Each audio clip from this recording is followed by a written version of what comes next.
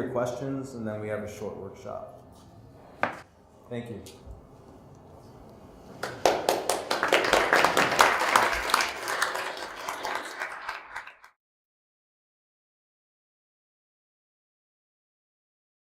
So a lot of web apps right now, they have capability of detecting swipe, just like native apps do, and they're starting to build a lot of the same calls that are within Swift back into HTML5. I think when those become stable and they become cross-platform stable, that's going to be a really exciting development. You combine that with a CDN, a content delivery network, and then you're really flying through, and then maybe you can use that for an ordering platform. But I think for a while, it's in the state of being a native. I think that's probably 18, 24 months away, in my opinion. So the app acts as a loyalty card. That's important for a couple of reasons. Number one, if they're already in the store and they want to wait through line, the only time we've really seen that a lot is when customers come in with somebody new. So they're introducing someone new to our brand, and they want to go through the entire process, but they still want to earn those points. So yes, you're able to scan there. That's also important for point number 6, which is collecting all of your user data. So you want to make sure that they're able to do that. So even if they don't order through the app, that they still scan that loyalty card. Great question. I'm really glad you asked that. I think an important component of it is having this really tightly integrated loyalty program within the ordering experience. As long as you don't have 2 apps for that, I think you're pretty safe. I think some brands, they thought they could get away with having like an ordering app and a loyalty app that was separate. Nobody's going to do that. I mean, people aren't going to download 2 or 3 different apps for your brand. They just want one singular user experience. Another part of that is really the news and the offers and that content I was talking about, using the app to distribute that content. Making that content exclusive is another great way to make sure that, that those apps come back. And then also they get these targeted offers. Using these campaigns that I was talking about earlier, like the Creamy Wonton campaign.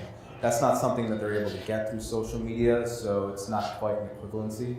So in my mind, I think that helps to keep the app on the phone. But really what you're asking there is it's a long-term strategy, and you need to continuously develop your app in order to maintain that. So you need to make sure that your app stays on top of feature sets. So if your competitors start having feature sets that are better than you, then your app kind of loses luster, your brand loses luster, and you have a chance of them deleting it.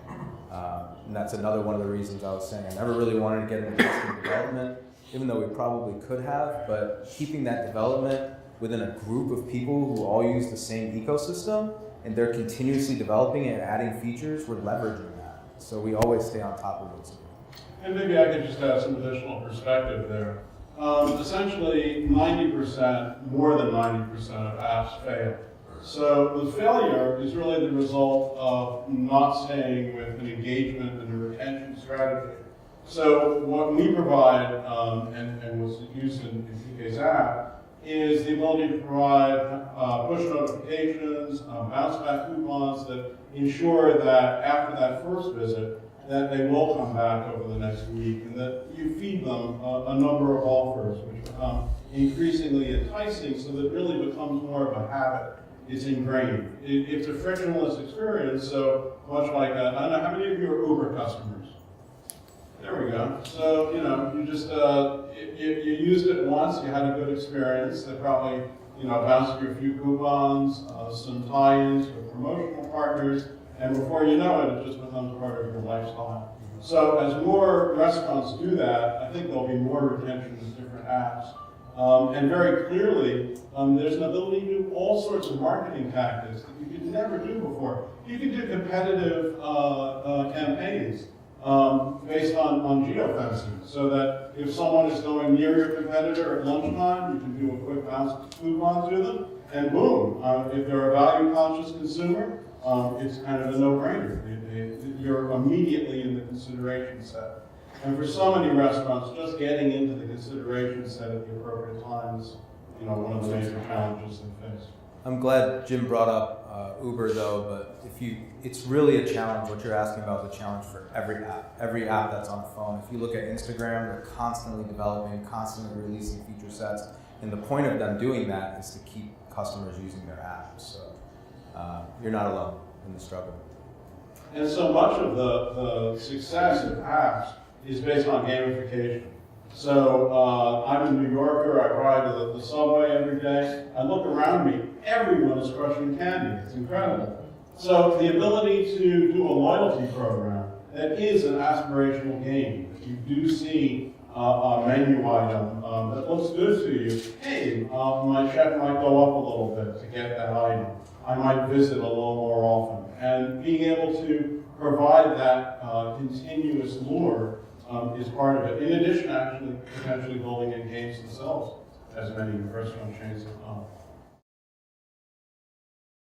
I am not. I have a personal disdain for email and text marketing. I think it's really intrusive because a lot of times you're collecting that information in passive ways and customers don't 100% realize what they're signing up for.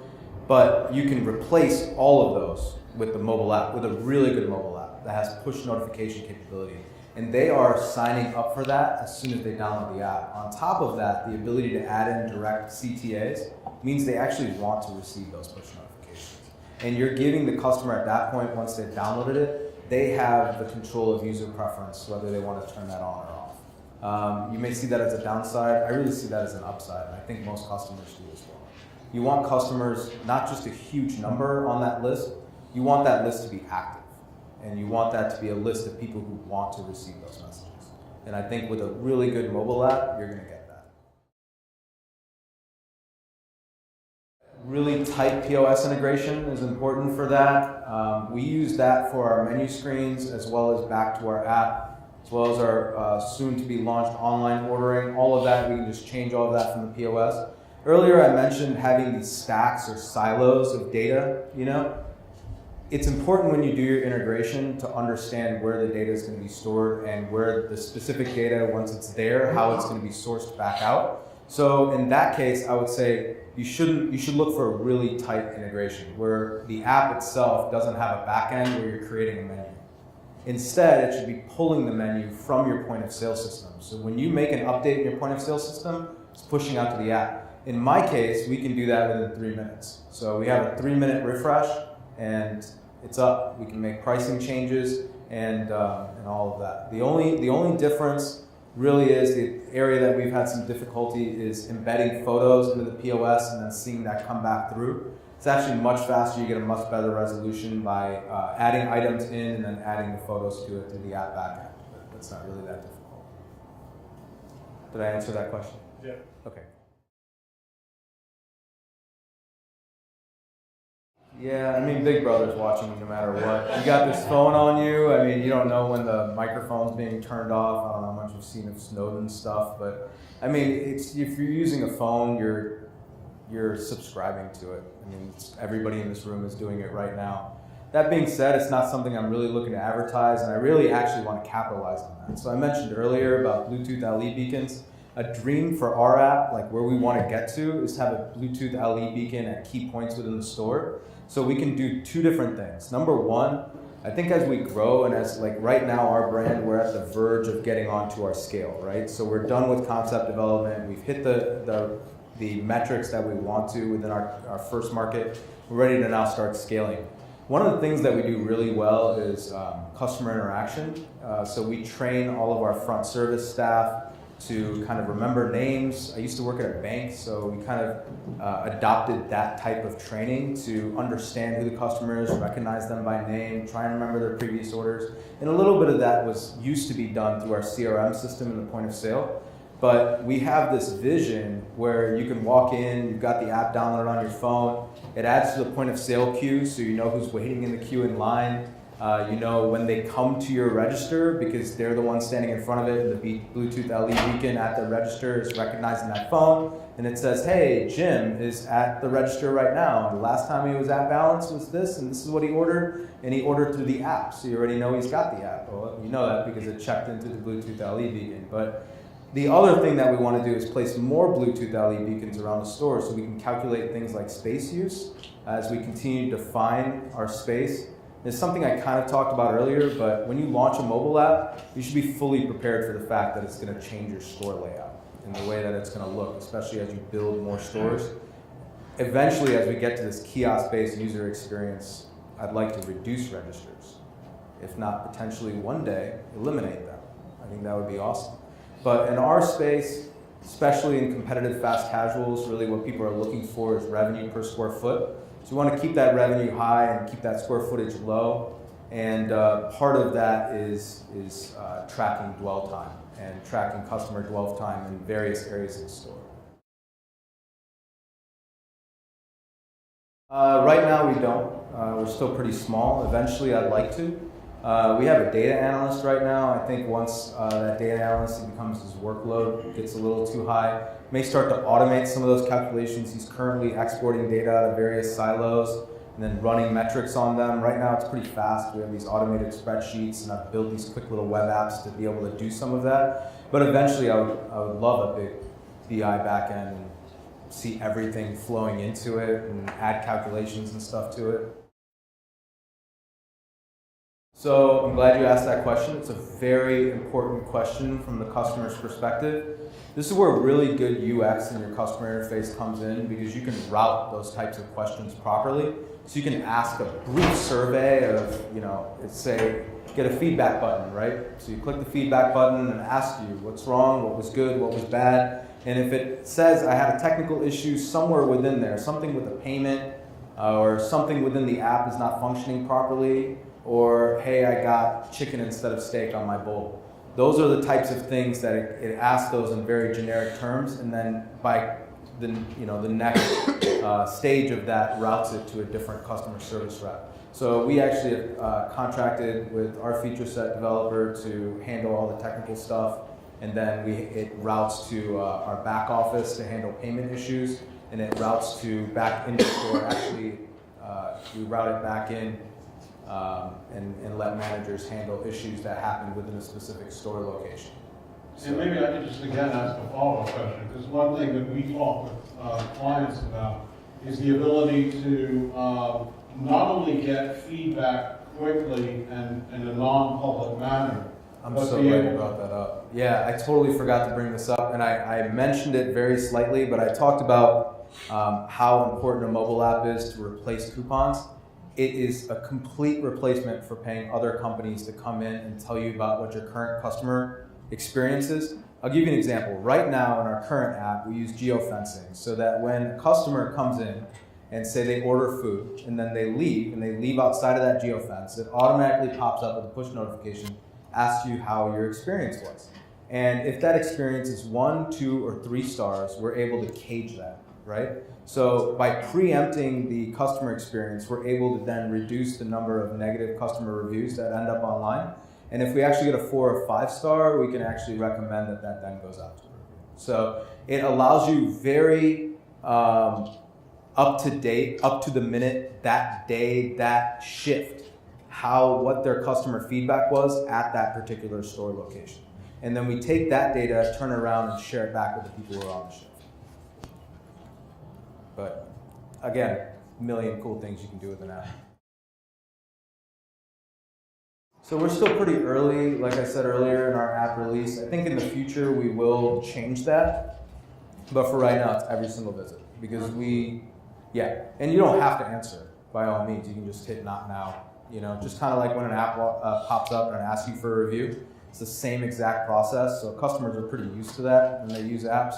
And if they don't want to answer, so be it. A lot of people do. And especially if they had an issue, you're able to right then, you're cutting it off from escalating any further. You're giving them an attitude or an avenue in order to voice what their experience was like. And right there, that tends to diffuse it because you're asking first.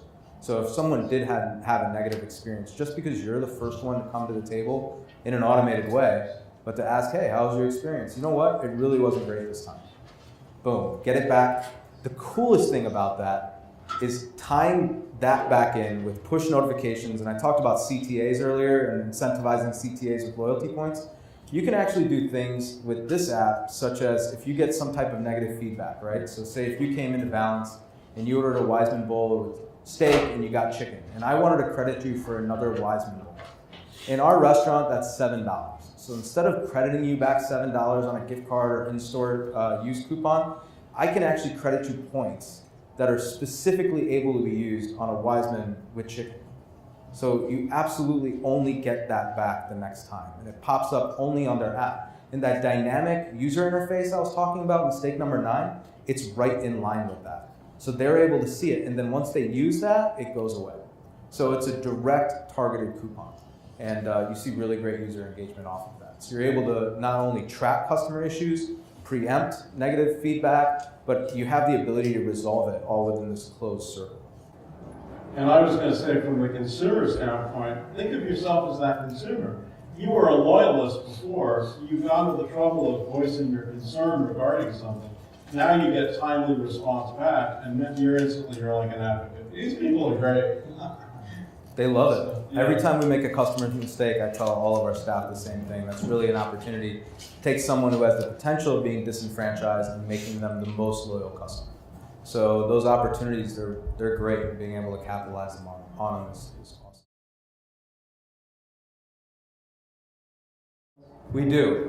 So we see a higher check average. Our check average in the store is $11.74, and our check average through the app is $15.25. So much higher check average. And then you can also use game mechanics to amplify that even further. And we haven't even really started on that. Are you using anything like marketing automation for birthday? Yeah, so you've got that too. You can do for birthdays, anniversaries. You're able to segment your user group or get ideas. So once you have that silo of data about your customers that come in every single day, simply by asking them their customer or their birthday, you're immediately segmenting those customer groups into who they are and these different demographic groups. By having all that ordering go in and data coming from your point of sale silo, you can match those demographics to what is actually on your menu. So for example, our menu is segmented into 4 parts, and we target each one of those parts towards a specific demo point. And that's stuff that we try and do, but actually having that data come back and say, yeah, that's all millennials who are buying bubble teas and snacks. That's pretty awesome. Yeah, so some of them are automated, some of them can be triggered. It's really up to you and what your goals are.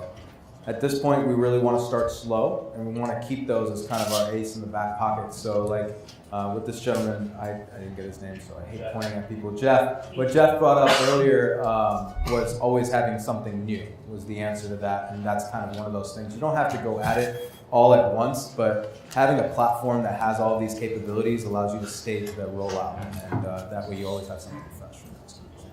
Coming back. I really appreciate all your time, and look forward to continuing the conversation throughout the conference. Cool. Thank you guys so much.